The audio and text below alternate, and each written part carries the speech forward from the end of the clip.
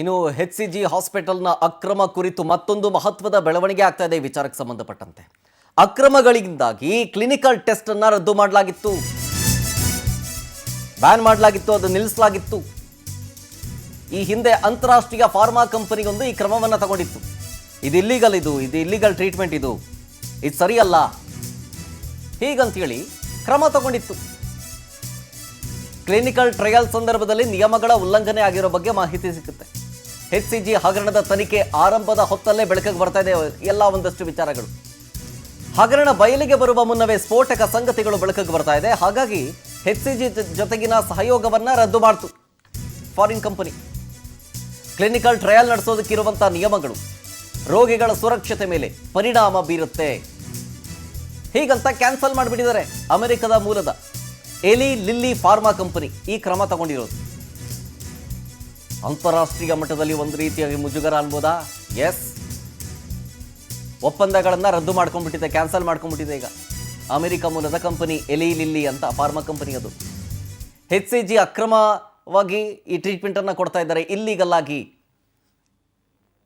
ನಿಯಮ ಬಾಹಿರವಾಗಿ ಟ್ರೀಟ್ಮೆಂಟ್ ಕೊಡಲಾಗ್ತಾ ಇದೆ ಅಂತ ಅರಿತು ಈಗ ಎಲಿ ಲಿಲ್ಲಿ ಅಂಥೇಳಿ ಅಮೆರಿಕ ಮೂಲದ ಕಂಪನಿ, ಫಾರ್ಮಾ ಕಂಪನಿ ಏನು ಕ್ರಮ ತಗೊಂಡಿದೆ? ಕ್ಯಾನ್ಸಲ್ ಮಾಡಿಬಿಟ್ಟಿದೆ ಅವ್ರ ಜೊತೆಗಿನ ಒಪ್ಪಂದವನ್ನು. HCG ಅಕ್ರಮದ ತನಿಖೆಯ ಸಂದರ್ಭದಲ್ಲಿ ಸ್ಫೋಟಕ ಅಂಶಗಳು, ಸ್ಫೋಟಕ ಸತ್ಯಗಳು ಬಯಲಾಗ್ತಾ ಇದ್ದಾವೆ. ಎಲಿ ಲಿಲ್ಲಿ ಫಾರ್ಮಾ ಕಂಪನಿ ಅಮೆರಿಕದ್ದು, ಅದು ಕಟ್ಟುನಿಟ್ಟಿನ ನಿಯಮಗಳನ್ನು ಪಾಲಿಸುತ್ತೆ. ಹಂಗಿದ್ದು ಇಲ್ಲಿನ ಲೋಪದೋಷಗಳನ್ನು ಒಪ್ಕೊಳ್ಳೋದಕ್ಕೆ ಅದು ರೆಡಿ ಇಲ್ಲ.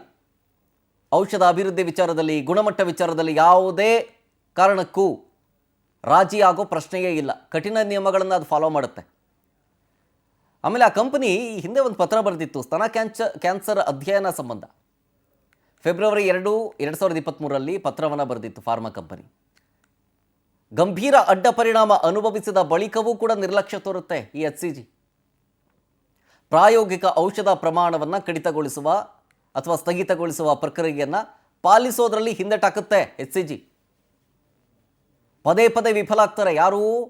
ಡಾಕ್ಟರ್ ಸತೀಶ್ ತುಂಗಪ್ಪ ಅಂತ ಆಡಳಿತ ಮಂಡಳಿಯವರು ಈ ಕುರಿತು ಪತ್ರದಲ್ಲಿ ಉಲ್ಲೇಖ ಮಾಡುತ್ತೆ ಎಲಿ ಲಿಲ್ಲಿ ಫಾರ್ಮಾ. ಅದು ನೋಡಿ, ಗಮನಿಸ್ತಾ ಇದ್ದೀರಲ್ಲ, ಅದು 9 ರೋಗಿಗಳ ವಿಚಾರದಲ್ಲಿ ನಿಯಮ ಉಲ್ಲಂಘನೆ ಆಗಿರೋದ್ರ ಬಗ್ಗೆ ನೇರವಾಗಿ ಮಾಹಿತಿ ಸಿಗುತ್ತೆ.